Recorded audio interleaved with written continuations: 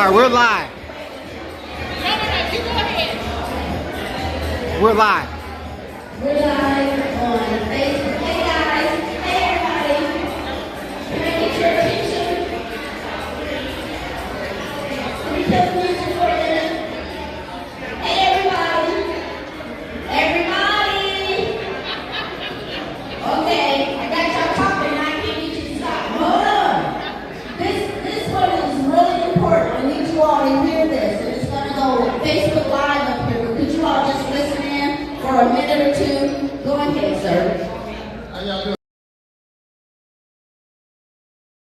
Multiple pathways to recovery.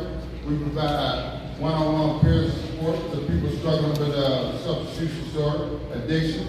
But one thing about it, I got that lived experience. I've been there, done that. I've been high at a young age, and I struggled for many years. Homelessness, incarceration, and all that. As long as I kept using. I didn't think I'd never do. Have two programs in multiple pathways to recovery. Stages of change. If y'all are familiar with the stages of change, that's pre-contemplation. Everybody else got a problem, not me. Contemplation, thinking about it. Maybe I do have a problem, you know. And I don't know. Just look up stages of change. And also, we help you find your pathway to recovery. I struggled many years, you know, from a young age, like I said, because, you know, I didn't think recovery was possible. And then when I did attempt recovery, I wasn't encouraged, you know, I didn't trust the system. But then 6 years ago, I found a person similar to me, just like me, black like me, and I've been in recovery ever since. And what's key is he found somebody. If you know somebody's struggling, it's your responsibility to help them find somebody if you can't help them. But one of the other reasons I wanted you all to hear is you just shared a statistic with me. Well, first you got some Narcan stuff up here. Can you talk about that? I got Narcan over here in the box. If you want it, it's free, it's taken. And what's Narcan? Narcan will bring a person back that is OD or with opioids, that be heroin or whatever, it kind of down them. And fentanyl strips where they only use, you get a chance to test their strip, test their dope, to see if, you know, if they got too much fentanyl, they're going to kill a lot of people today. At what rate? And now, let me tell you this, overdose rates, they say is down around the country, and even down in Indianapolis, but not for black people. Not for black people. The overdose rate in Indianapolis is off the hook for black people, much higher than whites, you know what I mean? So behavioral health and mental health issues in our community, because we are dying at 2 times the rate of whites from overdose. This is no accident. I mean, there's a lot of reasons for it, but it's no accident. So maybe we can start focusing on that. Like I said, I got Narcan here. If you just know somebody, or I got some literature here, you know. Samson, we talk about that because a peer just like me or you, we want somebody just like us that we can talk to, that we can trust. You know, and I work with guys every day. I work with people back there, everybody behind us. I want to work with other employers too. So when they come out of the joint, where we end up when we using, you know, they get into re-entry, get into these jobs, they can keep those jobs. You know what I mean? But sometimes we still struggle with. I came out of the joint still struggling with alcohol and heroin. Yeah. Okay, you gotta get the mic back. So you gotta get that. One of the reasons it's higher in our community is we can't act like it doesn't exist. That's right. Same thing with suicide, you guys. Right. If you see somebody, say something. So it exists, mental health issues, they exist. Right. Don't make people feel abnormal if they got a problem. Peer support works. If you see something, say something. Okay, so he's got some stuff up here. He actually has an office in the building. Right. But now that we got through that darkness, we get back to sure, but it's real. We have to acknowledge it. So I think there's a welcome that needs to happen, and then you can get back to eating and drinking and being merry. Hello, everyone. Hi, how you doing? I am Tamika Jones. I am the editor-in-chief of Indianapolis Recorder. And thank you all. Let's give yourselves a round of applause here and around. Thank you to our vendors, Crucial Wines. Did y'all get the wine yet? Let's give it for Crucial Wines. I was going to buy all my wine. Sunny's plant-based meals back here. Son, let's give it for Sunny, the caterer. And DJ Freddie Fresh on the ones and twos. I always wanted to say on the ones and twos. You know? A drink dream has just come true for me today. Make sure that you drop your business card up front. We are having little giveaways throughout the day today. And, take a card, leave a card. We also have some information from the library. It's having a workshop series coming up for small businesses. So lots of information there. And take a newspaper, take a magazine. Take it. Okay. So one of the reasons that we wanted to do this is because part of the Recorder's mission is always to uplift our community, and our mission is to make sure that we are supporting one another. So they say the black dollar only circulates within our community for 6 hours before it's gone. How can we change that? With things like this. Let's get an accountant. Let's get a financial investor. Let's get a lawyer. Let's get a boutique owner. Let's get all this stuff. So mix, mingle, share. I will also give it up for P30 for being our host. Let's go. He got money in his pocket.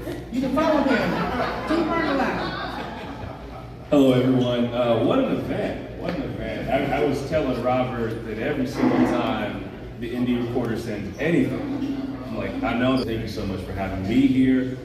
Pleasure to network. And I like that lady was walking around with the microphone and handing it around, and it really just kind of helped break the ice. Where are you? Like, Here I am. Oh, there you are. Yeah, great job. Round of applause for her, please. Great job.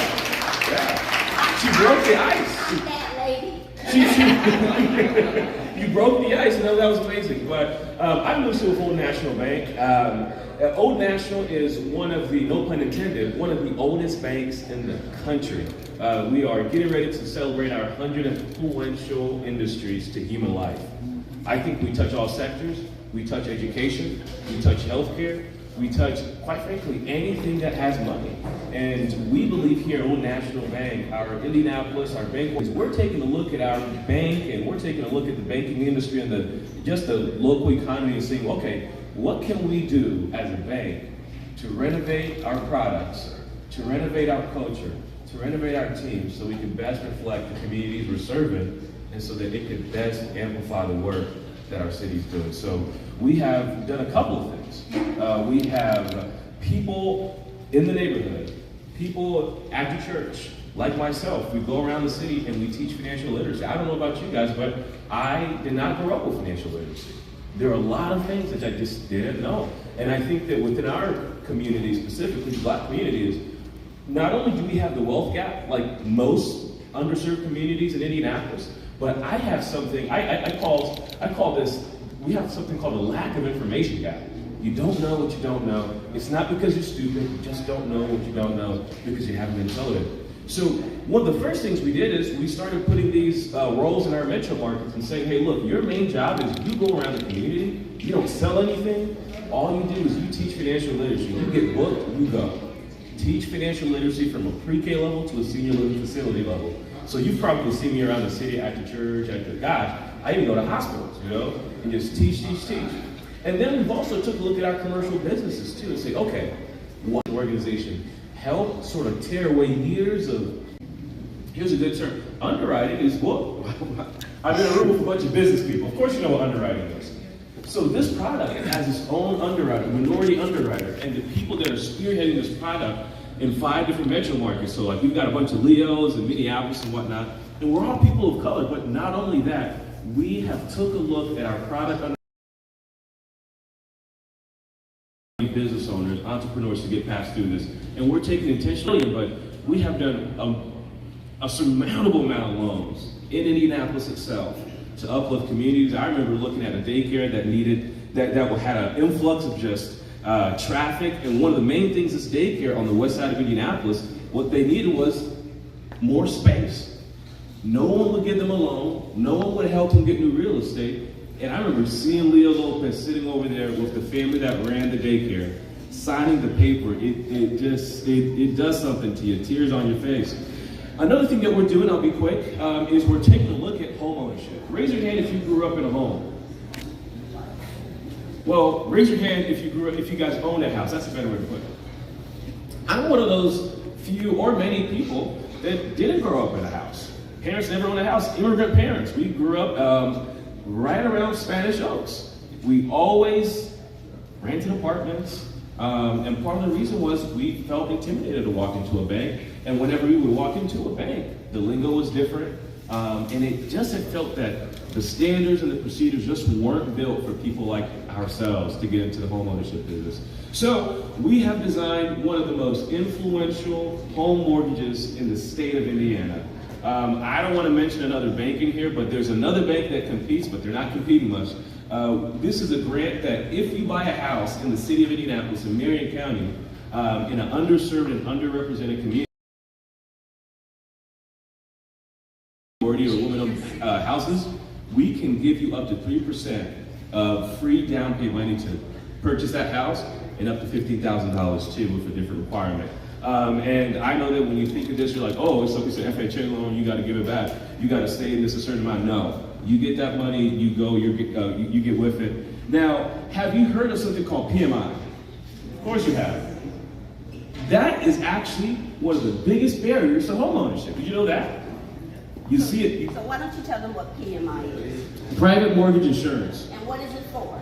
Private mortgage insurance is the insurance note that you get, that you have to take if you can't afford to put down more than 20% of the housing costs for your loan. So most people, like especially these days, you don't have that 20% to purchase that house. So you're kind of confined to pay a PMI rate. The average kind of down payment that people are putting these days is like 3%.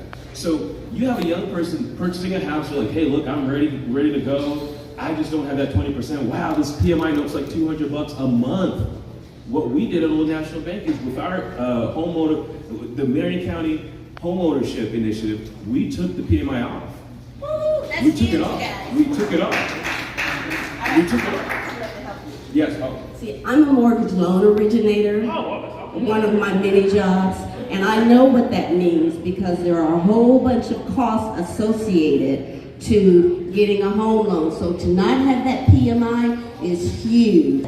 This helps you. So thank you, Old National. Now we need you to wrap up here, Lucy. Oh yes, okay. One last part. Can I get 30 seconds? You got 30. This is my favorite part. After the PMI, we took a look and said, hey, look, one of the biggest barriers is, it starts with a C, credit score. Credit score.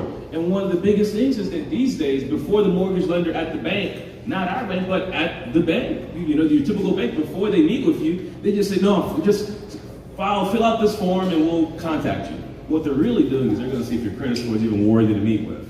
What we did is say, hey, look, you need a minimum of 600 credit score. Your credit score, if it's at least 600, we want to meet with you, we can get you approved, and we will do something called manual underwriting, where we actually sit down and take a look and see how we can help, how we can sit down and say, hey, let's explain these things on your credit score instead of just denying you off the spot. Guys, thank you so much for having me. Obviously, I'm really, really long-winded, but I love being here. Love you guys. Thank you so much. Thank you so much. It's valuable information, and so make sure to follow up with him for more. A couple of quick announcements. We do have some freebies, some free things, and giveaways and prizes online. Okay, so first, make sure to pick up your free digital subscription. Up front, there's a QR code, so you can pick that up on your way out. Also, our first giveaway winner is Angela Neely of the Plant Whisperers, Inc. Is Angela, let me get back to the music. Let's go. Y'all ready to turn up? Let's go. Wine is complimentary, so come on back and